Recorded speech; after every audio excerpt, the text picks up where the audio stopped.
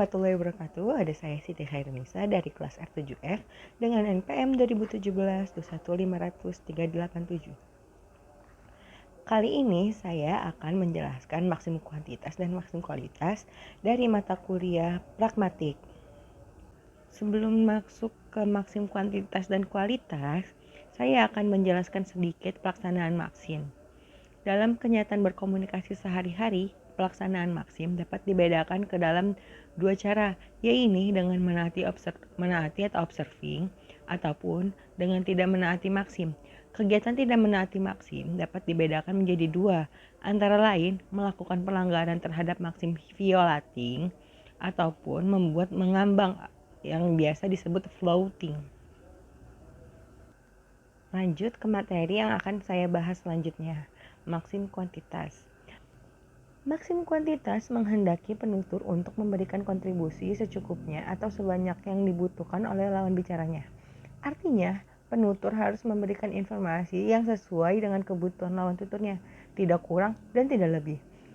Di dalam maksim kuantitas, untuk bertutur setiap peserta percakapan harus memberikan sumbangan informasi yang dibutuhkan saja, tidak memberikan sumbangan yang lebih informatif daripada yang diperlukan. Misalnya, penutur yang wajar tentu akan memilih tuturan pertama dibanding dengan tuturan kedua. Dari tuturan pertama, kita bisa mengetahui dengan kalimat yang sangat simpel. Sedangkan kalimat kedua terlalu rumit dan terlalu panjang. Maka, tuturan pertama dianggap lebih efektif dan efisien, serta mengandung nilai kebenaran atau truth value. Setiap orang tentu paham bahwa orang buta pasti tidak dapat melihat. Dengan demikian, elemen yang tidak dapat melihat dalam tuturan kedua dianggap berlebihan. Oleh karena itu, tuturan kedua yang menyatakan bahwa orang yang tidak dapat melihat itu ternyata tukang pijat, dianggap bertentangan dengan maksim kuantitas karena hanya menambahkan hal-hal yang sudah jelas dan tidak perlu diterangkan lagi. Selanjutnya, saya akan memberikan contoh lain yang biasa dijumpai dalam buku Reading Power yang ditulis oleh Beatrice pada tahun 1997. Contohnya sebagai berikut. John put on his raincoat, picked up his umbrella from the table near the door, turned off the light, put out the cat, got ready for his 10-minute walk to the bus stop. Contoh yang sangat simpelnya adalah John went out. Dalam tuturan yang wajar, kalimat 3 dianggap terlalu panjang. Oleh karena itu, untuk mengungkapkan konsep yang sama, tuturan 4 cenderung lebih digunakan. Materi selanjutnya adalah maksim kualitas. Berdasarkan maksim kualitas, peserta percakapan harus mengatakan hal yang sebenarnya. Pemenuhan maksim kualitas oleh ungkapan tertentu, misalnya pada awal kalimat. Contohnya adalah, setahu saya, kalau tidak salah dengar, katanya, dan sebagainya. Menunjukkan pembatasan yang memenuhi maksim kualitas. Maksim kualitas ini mengharuskan setiap peserta pertuturan untuk memberikan sumbangan informasi yang benar.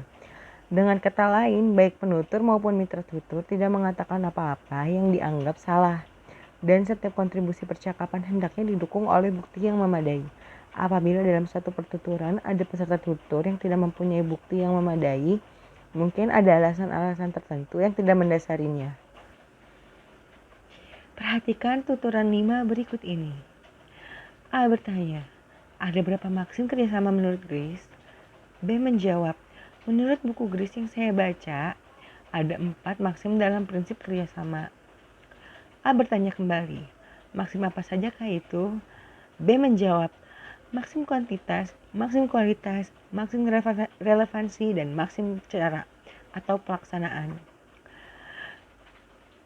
Pada contoh tersebut, B memberi sumbangan informasi yang benar, bahwa menurut buku Grace yang dia baca ada 4 maksim, yaitu maksim kuantitas, maksim kualitas, maksim relevansi, dan maksim cara atau pelaksanaan.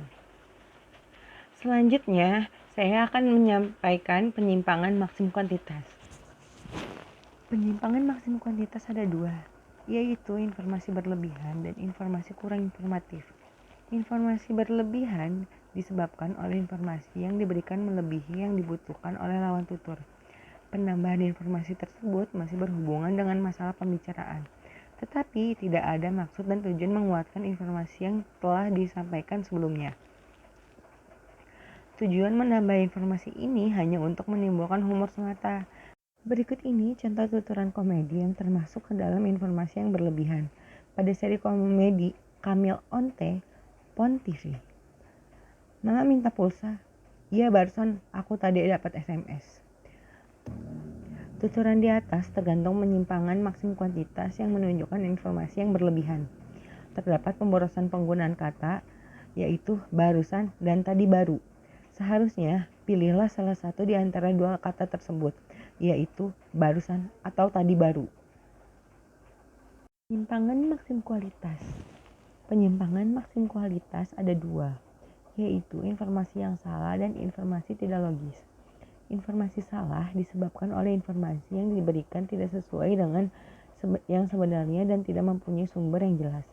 Informasi salah tersebut tidak bermaksud untuk menyesatkan lawan tutur. Namun, untuk menimbulkan kesan lucu semata, berikut ini contoh tuturan komedi yang termasuk ke dalam informasi yang salah. Pada seri komedi Camille Onte di Pon TV, obsesi menjadi bintang. Di luar sana, banyak orang-orang bermimpi nak menjadi bintang, tapi coba kita pikir, kalau semua menjadi bintang, siapa nak jadi bulan, siapa nak menjadi matahari, siapa nak jadi bumi, siapa nak jadi puaka. Tuturan tersebut tergolong penyimpangan maksim kualitas yang berupa informasi yang salah.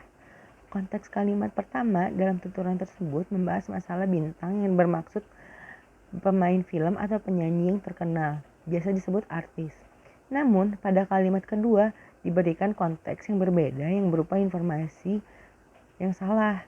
Informasi tersebut dikatakan salah karena pada kalimat kedua ini malah membahas masalah benda-benda langit seperti bintang, bulan, dan matahari. Jadi, kesimpulannya adalah maksim kuantitas adalah bentuk penyajian informasi atau pemberian kontribusi sesuai atau secukupnya yang dibutuhkan oleh lawan tutur. Pemberian informasi dilakukan secara efektif dan efisien serta tidak berlebihan. Sedangkan maksim kualitas adalah penyajian informasi secara benar, nyata, dan sesuai fakta yang sebenarnya. Dengan kata lain, baik penutur maupun lawan tutur tidak mengatakan apa-apa yang dianggap salah, dan setiap kontribusi percakapan hendaknya didukung oleh bukti yang memadai. Sekian informasi yang saya berikan. Jika ada salah-salah, kalian bisa melihat website di bawah ini sumber-sumber yang saya ambil.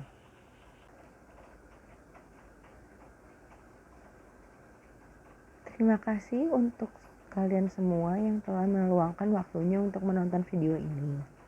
Semoga ilmu yang saya sampaikan berguna untuk saya, kamu, dan semuanya.